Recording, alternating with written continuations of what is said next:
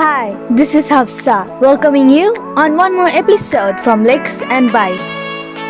This time, our recipe is a savory breakfast and can also be served as an evening snack. Made of potatoes, mixing in a few spices, rolled with bread, with a mintish chutney and yogurt served as a compliment. This is a weekend delight every kid would love to enjoy. Why not? Even the adults love it equally. Yes, we are going to make Aloo Parathas, Licks and Bite style. Easy, simple and tasty. I'm sure you'll be habituated to have it twice a month at least, or if not, even more. For me, I wish I had it every weekend. I really love it. And this comes out of my personal choice from the Licks and Bites collection, especially for you.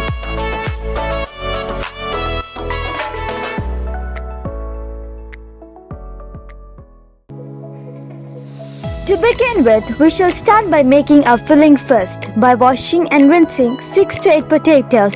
To it, we shall add a teaspoon of salt and enough water to cover them up.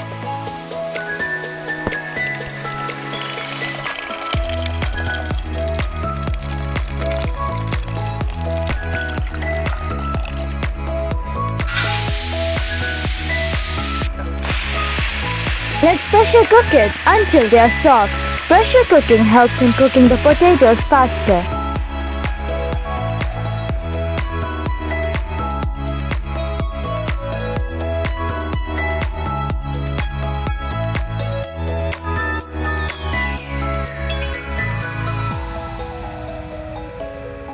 Once done, let's strain and peel them off the skin.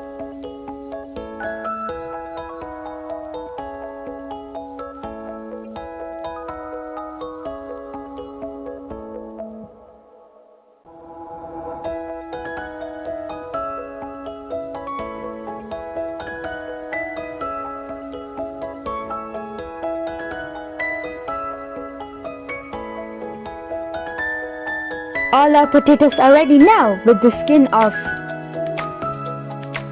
Next step is to mash them up using a potato masher or any kind of masher. Mash them evenly.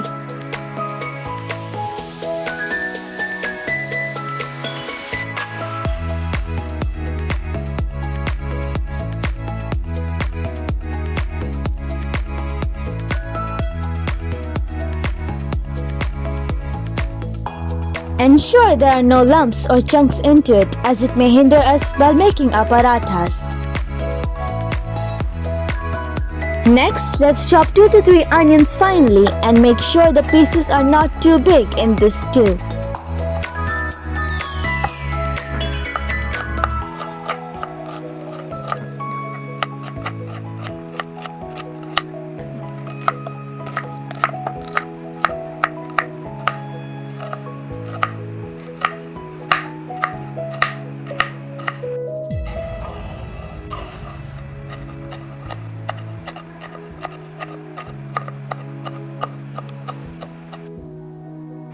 Next, we shall finely chop some garlic too.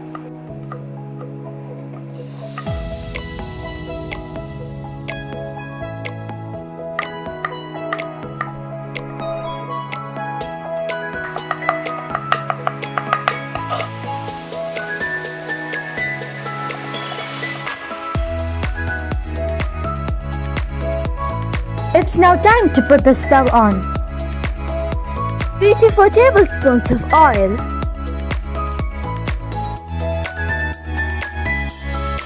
in goes our finely chopped garlic. Roast it slightly until it changes the color, followed by adding the chopped onions to it.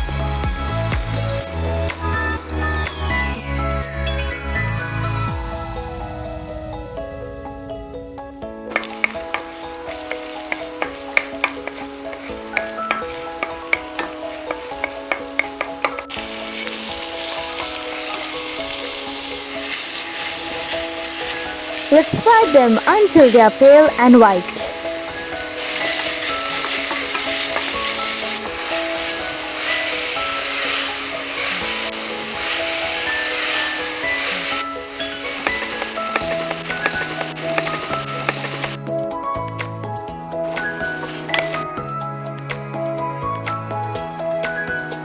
For our dry masala powders, we shall add in a teaspoon of turmeric,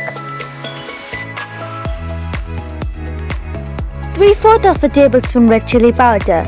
You may substitute Kashmiri chili if you want to keep it less spicy. A teaspoon of garam masala powder and some salt to season it.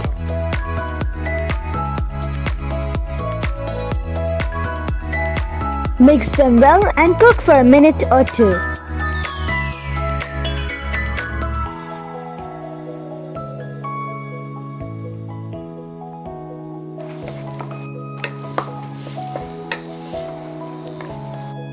Time now to add the mashed potatoes and mix it well.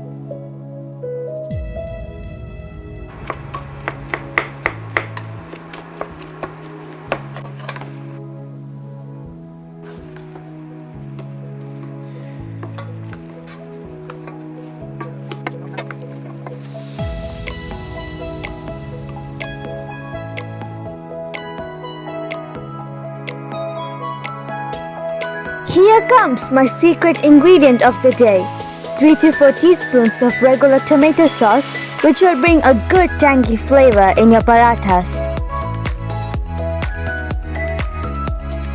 The mixture should not be too runny or so thick. It should be in a pliable dough-like consistency, so it forms a good filling. Next, we shall need some atta or flour for our parathas. We shall be making a dozen parathas roughly. 3 to 4 cups of flour and some salt. Mix it evenly.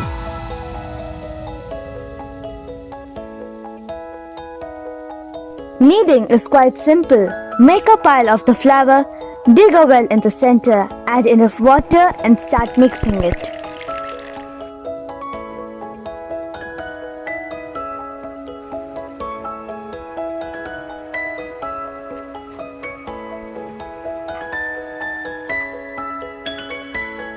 Add water little by little until all the flour comes together as a single pile.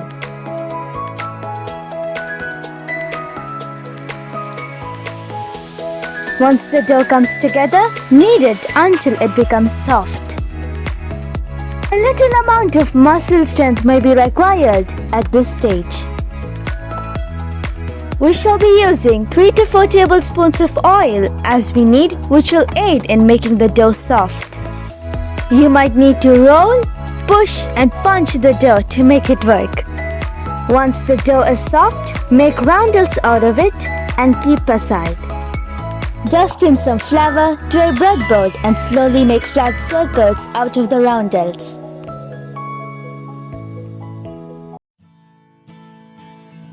Place a tablespoon of the filling over the circle dough and make a pocket. Cover it fully with the dough from all sides.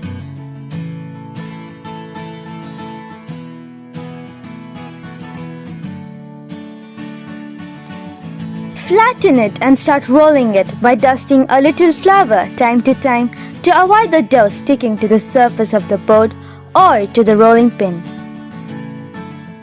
Remember, dusting excess dough could make the parathas thick and stiff. Keep it light, dust it sparingly. Roll them flat and thin. Don't be alarmed too much if the filling seeps out a little bit. It's okay to be rustic. Do let us know how your recipe turned out after giving it a try. And don't forget to comment us about the results. We will be more than welcome to make it the best experience for you. If you love to watch more of our recipes, do subscribe to our channel Licks and Bites. Show us some love by hitting the like button. Share it among your friends and family so they can enjoy it too. Follow us on other social media.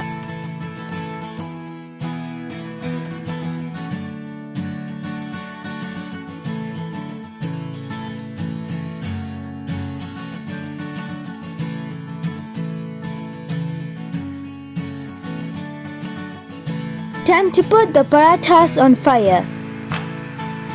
On medium flame, cook them until they are done. You may either use a flat tawa, a pan or a cast iron griddle for this purpose. Splash some oil on each side to ensure the paratha dough is cooked well. Parathas may change color, reflecting pale white spots as they start to cook. When the parathas start to change color with spots of brown, they are ready.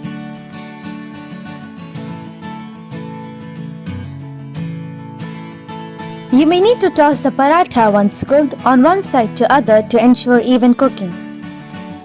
You may dab the paratha or dribble it in circular motions to cook it evenly. When the paratha starts to swell, it's a sign it's ready.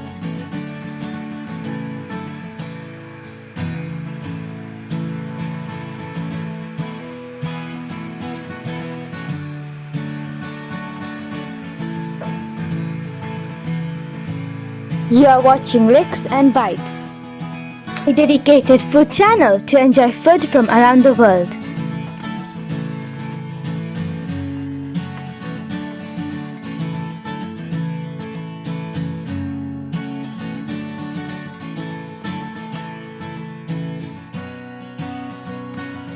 Our parathas are now ready to be served. To serve these parathas, we shall be making a green chutney which is a perfect complement to these parathas, for which we shall be using some mint leaves, coriander leaves, a couple of green chilies, and a quarter teaspoon of cumin. Into the mixer grinder goes these green chilies, the cumin and the green leaves. Blend it all well.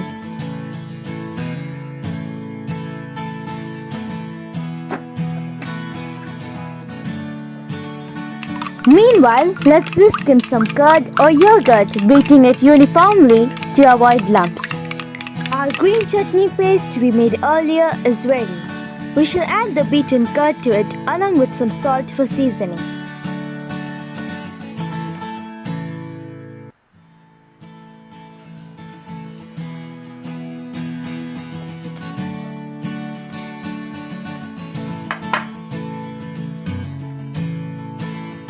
Our green chutney is ready to be served.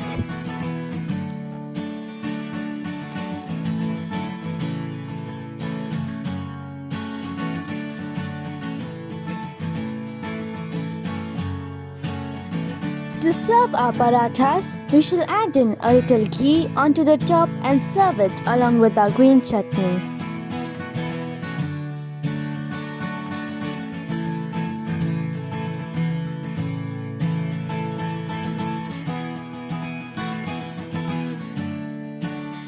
Alternately, you can serve it with a chunk of butter with our green chutney and some tomato sauce to the side. Enjoy our homemade parathas, Licks and Bite style. See you soon with some more recipes. Until then, bye bye from Hafsa.